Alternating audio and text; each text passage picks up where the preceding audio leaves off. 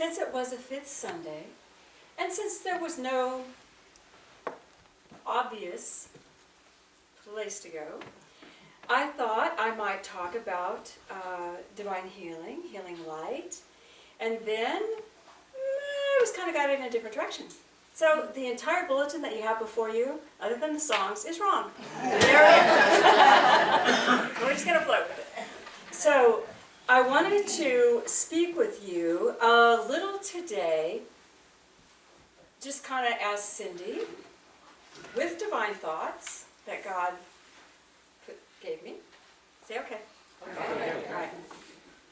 I was having a little chat with one of you, yes, and we were talking about religions. They were, in their personal life, they were dealing with the issue that they have to deal with people who are very staunch in their faith.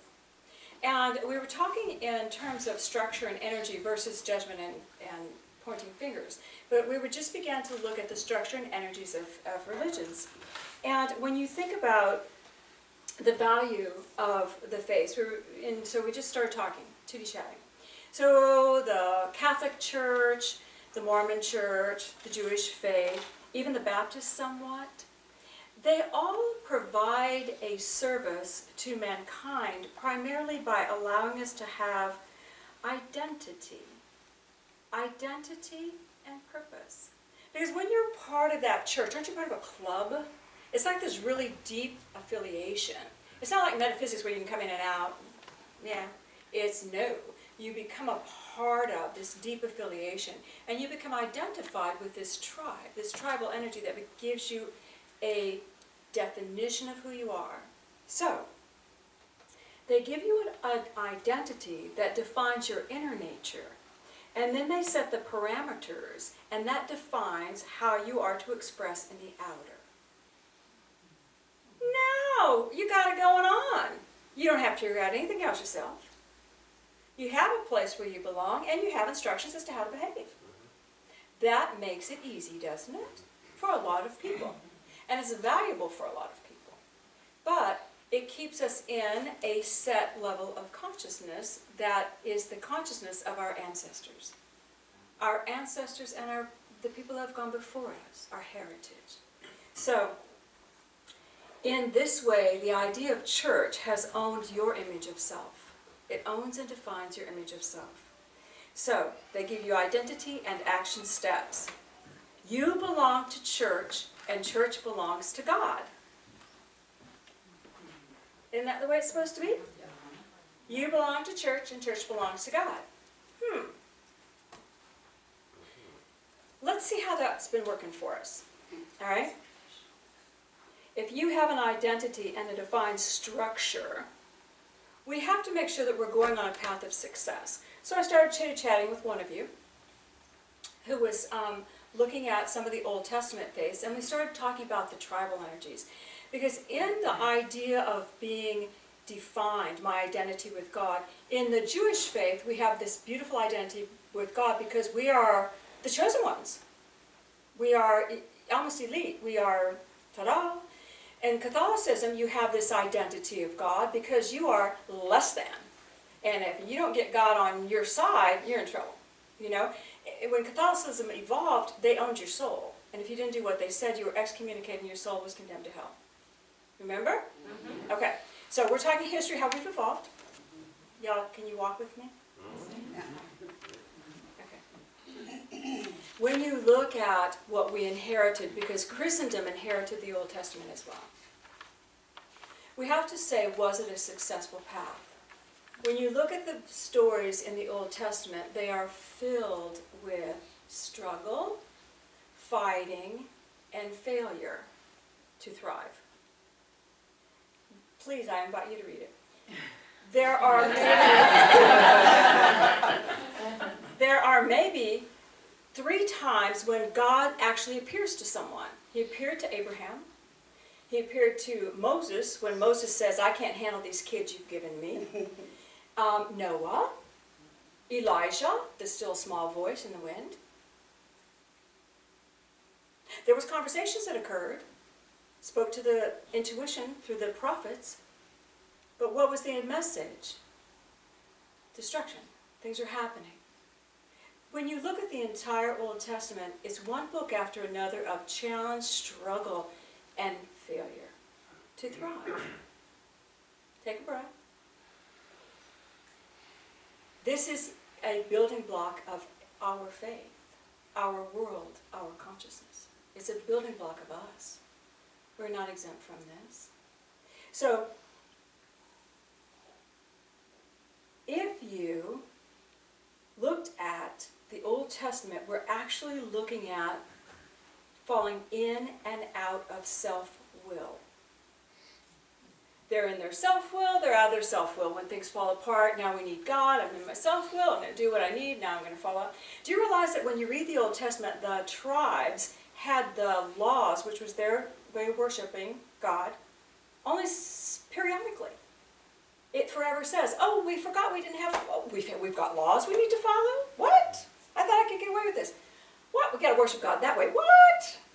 All the time. They fight each other. They get in trouble. It's continual in and out of self-will. And when self-will doesn't work, we look to try to find where God is. That's what's in the Old Testament. That's what we inherited. See, I already knew that. Already knew that. Good girl. Okay. So, we're moving from prosperity. We're in God, prosperity. Then we get pompous. Then we move into destructive behavior. Then we get into poverty. Then we're into distress. And now we're back to God. God, save us. We turn to God. What are we back into? Prosperity. And then we get pompous. And then we get destructive. And then we move into poverty. And then we're in distress. And then we're back to God. Save us. It's not an unfamiliar role, is it? It's throughout the Old Testament. It is primal in the Old Testament. And what are we doing? We're in God conscious, God save us. So God energy that's all around us, the all-providing energy of love flows to us. But the minute we take it in and become pompous, to me that really means power over. When I pump up and say, I have power over you, or power over you, and I am now better than you in any way, shape, or form, what am I calling forth to myself? What does the law state? As I give, so I shall receive. As I give my power over you, do you not think someone's going to power over me? And this is why the wars continue. In OT. We're just talking OT now. So you can go, okay, it's far away from me. So, we pump us up. Power comes back at us. Now there's destruction, because when power fights power, it destroys. Then we go into poverty, because we're not being sourced by God. And then distress. And when you are in distress, you are receptive. God. And God saves you again. That's our religions. Yay us. Yay us. That's our pattern. And it's okay to have that pattern. When you think about us now here in this moment in time, if you wrote the book, the Old Testament of your life, oh, the book of my first marriage. The book of my early education. The book of my first job. How many of your books would also be filled with? Destruction. Prosperity, pompousness, destruction, distress, poverty, God save me. The books of our lives, if we put them all into a Old Testament. We're going to call it our Old Testament, not our New Testament. Would it not also be that same round of energy? Because that's how we're taught to act. That's the path we're taught. We're not taught how to bring prosperity in and not try to power over others. You bring prosperity in God consciousness, and then you become one with God, you will never power over. You see the difference? Because you take God in, and you have this beautiful flow of prosperity, and you lift up. But if you're not lifting back up to God in gratitude and cooperation and whatever, you've got the prosperity, what are you going to do? I have more than you. Blah, blah, blah. Or whatever. And we all do it in different ways. I call that, when we're powering out, we are in our self-will. And you may not be unkind, but when your self-will is greater than your spiritual knowing, you're in that space that's going to lead to combat. When your self-will is greater than your spiritual knowing, you are guaranteed. Because you're combating your own spiritual knowing. Take a breath. Okay. So, our identity and our action steps. Our identity, based on our history, is we are part of this church. Our action steps are to do what this church asks us to do, and then we're free to do whatever we want to do. That's our thing. And then what we want to do gets us in trouble. So, it is in and out of self-will. All right, people come to metaphysics and they can actually stay on the same path. And I know that you might not have seen anybody, but I've been around for a long time, and I have, where people come with the same path. They come in distress, because that's where we're receptive, right? They breathe in God's love, and they breathe in the fellowship, and they love everybody, and they expand their consciousness, and then they start manifesting their dreams. Oh, I can get what I want. This is fabulous, all of this. And they write their dreams down, they start manifesting their dreams, and then, I don't need you guys anymore. I don't need your fellowship. I don't need your love. I got it going on. God and I got it. And then we go out into a world, and then pretty soon it's not God and I got it, it's I got it. And then what we're trying to manifest does appear, because we did do it. It does appear, but it doesn't bring what we want. And then we start powering out over things to maintain it, and then we go into destruction, and then we go into poverty, and then we go into distress, and we come back. I have seen people do this for years.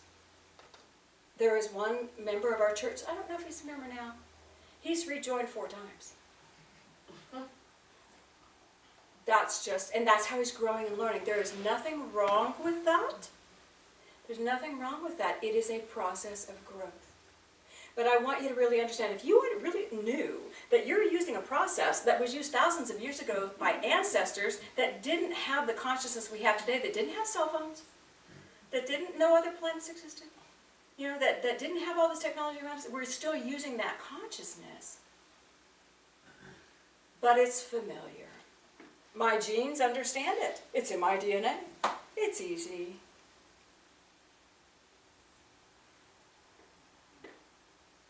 Where's our growth? You guys with me? Mm-hmm. Okay, there's one scripture I want to share from the Aquarian. Jesus says, "The paths of carnal life do not run up the mountainside toward the top. They run around the mount of life." And that's what we're talking about. The circle around the mount of life. If you go straight to the upper gate of consciousness, you cross the paths of carnal life, tread in them not. We have the opportunity to go straight up. We do not have to do what's always been done around us. We have the opportunity to go straight up. But let's hear one thing. We are all on the mountain of life. All of our brothers and sisters, everybody's on the mountain of life. Some of us sit down and have a seat for a couple lifetimes and don't really move. Some of us go through this pattern that we've been talking about over and over again. But every time you do it, there's a little bit higher understanding, isn't there? It's a little bit higher understanding. How many of you are thinking, Cindy, that's just easier? I know you are. It's just easier. All right, so. It's hard to get off the path unless we decide to change our identity. Our identity has to change. We have to let the rules of man go. And we have to understand that God has no rules. I know it's shocking. God has no rules. If God is love and in you and a part of all that is good, what is God but love and in you and a part of all that is good? There's a force with God, there's a wisdom with God, there's a power with God. I don't hear rules in this. And you can work with this energy, or we can get back in our self-will and go around the circle again. All right. Okay. God saves us from ourselves. Yeah. Do you realize that when Jesus sent the people out, he did not send them out to start churches? Do you realize they never heard the word Christian, those early Christians? Do you realize that they were part of the Jewish sect, S-E-C-T? Because Jesus was Jewish. He didn't need to start a church. He was Jewish. He wanted to awaken the world. He told them, go and show people what God can do in their lives if they allow it. That's what he said. He didn't say, go start a church. He said, go and show them what can happen. The healing, the manifesting of matter, all the things that he did, the touching of God, the prayer, the love, the light, the non-prejudicial thinking. He honored women equal to men. That was unheard of. The non-prejudicial thinking. That's what he's told everyone to do. He didn't say go start a church. Got it? Okay. He told them to live a godly life. And if you live a godly life, that means you are connected to God. And if you are connected to God, you're in love, you're in prosperity, you're in the flow, you're in energy. Your new identity, which he gave us, was God was your Father. What would they have done if he said God's you? Could they have handled that? God is inside you? I don't think so. Abraham was father. They could understand the ancestral of Abraham. He was dealing with the Jewish faith, his faith. God now became father. Put Abraham aside. God is father. Give yourself a new identity. If God is father, what are my rules? What do I do? How do I act? Act as father would act. So he gave us a new identity and a new pathway. Act as father would act. Got it? And this, every Christian church will say that's what we do. Well, that's what we teach. But it's not. It's not. It's not. Got it? Okay. All right. There is no judgment in God. There is no harshness. There is nothing that would make you go away from God. There is only light that brings you closer in to the greater vibration. I'm going to show you guys a dream I have. A repeated dream I've had over all these years, many, many years. And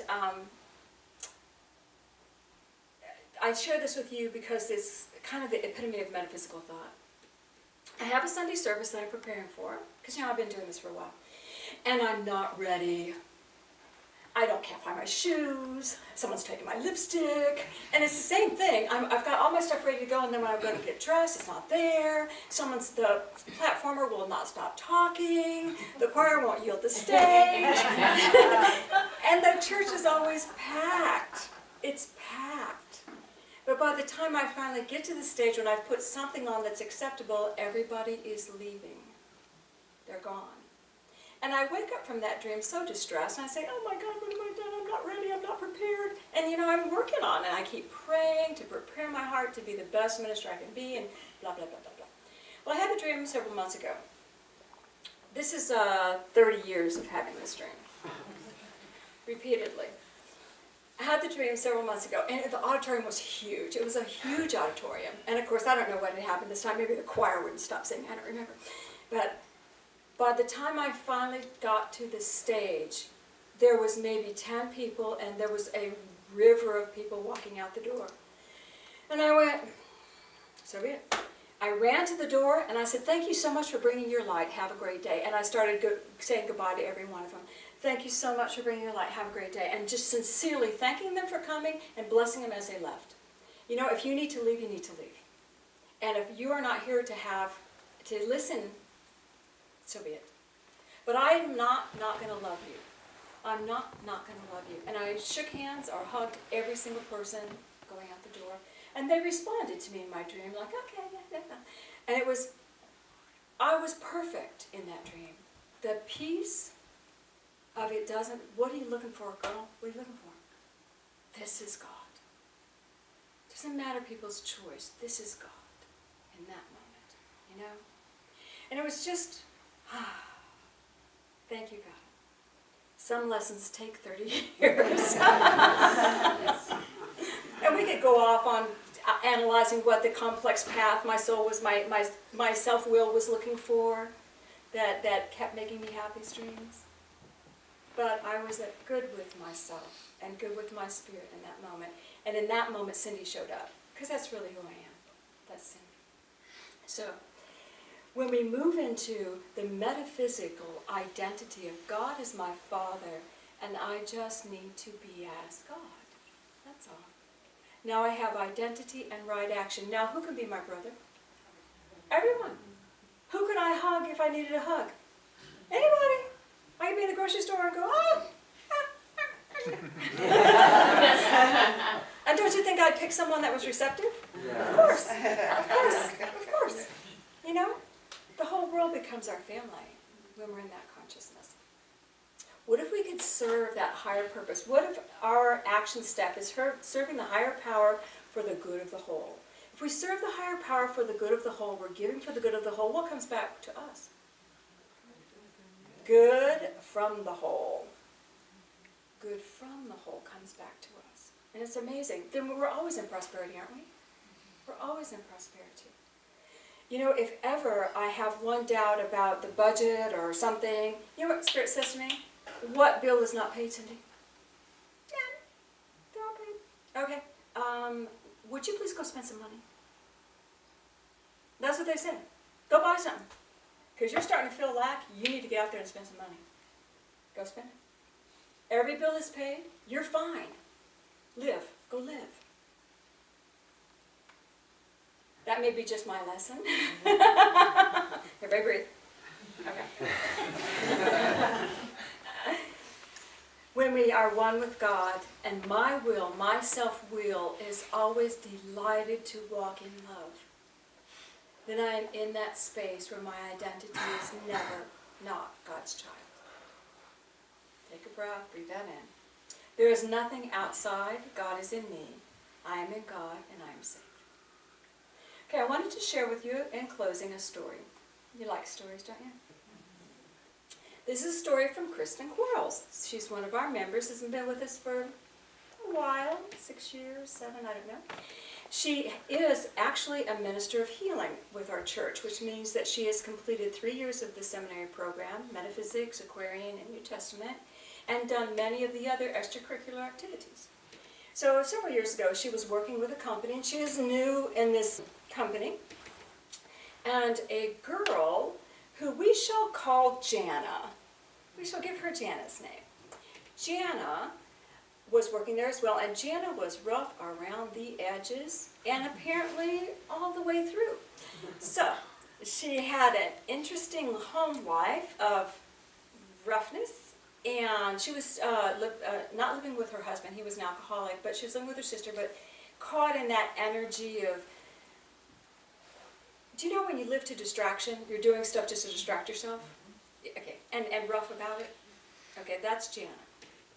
So every morning for 2 years, Jana and Kristen would have coffee in the morning before the day started. So Kristen is a metaphysical baby, and Kristen's chatting with her, and Jana's listening to Kristen's point of view, and Jana's asking for some information and books, and it's just a gentle, and all Kristen is living her life as her.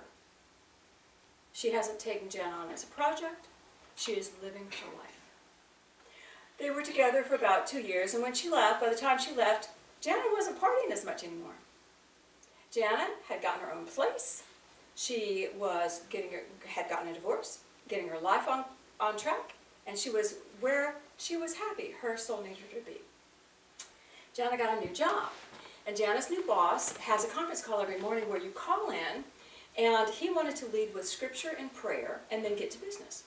And so Jana was a part of this a little bit, and she talked to Kristen, and she goes, Kristen, I do not like this. This is not my cup of tea. You know this bothers me. I don't like God like this. I just don't understand it, and I don't like it. And Kristen said, well, talk to your boss. Talk to her boss. She said, you know, I respect your beliefs totally. I totally respect your beliefs.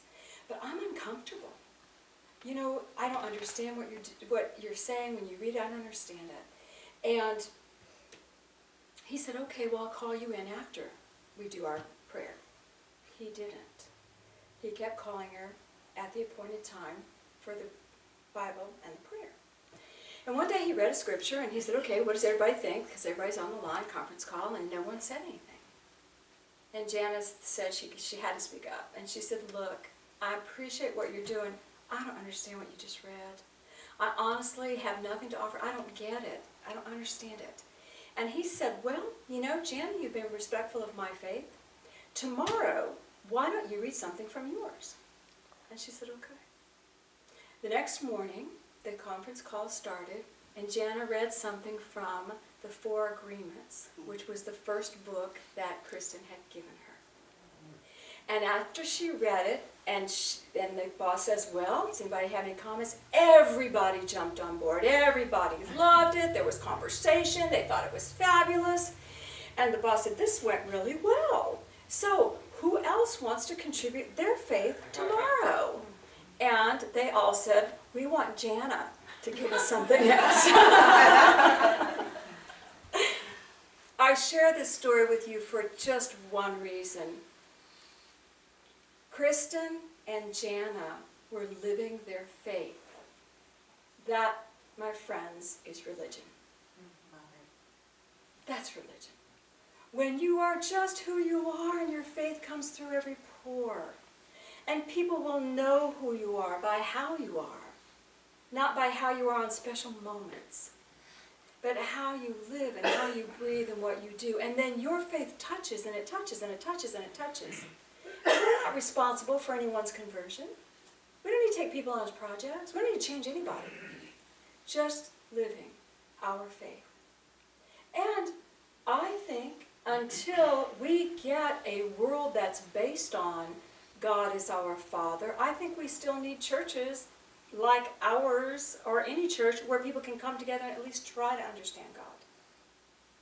And I think there is value to coming together in brotherhood on a Sunday morning. To love God together. No matter what your faith. Because if you're going around the mountain, or if you're going straight up the mountain, at least we're on the mountain. And at least we're in motion. So, that was just my 2 cents. I just can't tell you how valuable this church is to me, to my soul, to my spirit. When I pull in on Sunday and I see the cars, like, oh, I love it. Because normally when I pull in on Monday, there's only 2 or 3. But the whole energy just goes, wah, on Sunday. Everybody's bringing their light, and it's amazing. And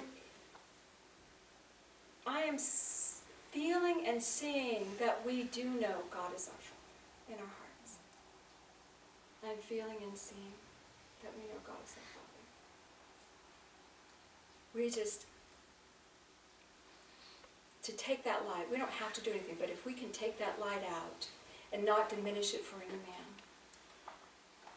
then we are living a new identity and a new set of directives. We are living as God's children. See, I like her story. All right.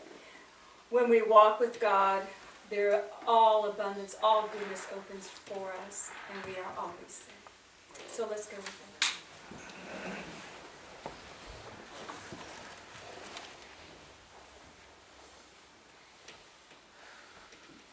God, we open our hearts in gratitude this morning. I am so grateful for this moment, this space. I am so grateful for my ancestors, but I choose to release their path. Father, Mother God, help us walk up the mountain. Help us walk straight. Following the guidance of your will in our hearts, knowing we are safe. And I want you all to breathe and just imagine that you can feel that beautiful love of God surrounding you and breathe it into every cell of your body. If you could just imagine you are energy and breathe in God light into that energy, however you need to visualize it. And then, if you want to, just see where you are on your own mountain of life. And see what is around you.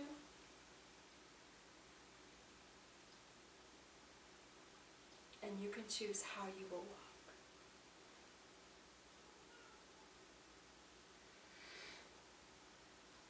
There are no rules. There's only God.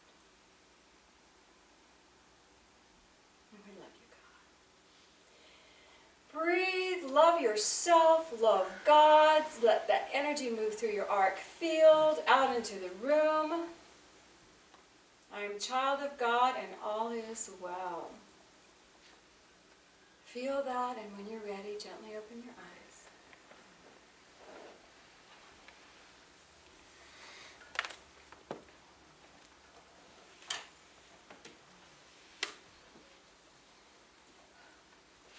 Do you feel brighter? Take time during the week to go to your mountain. To love where you are, to love where you're going.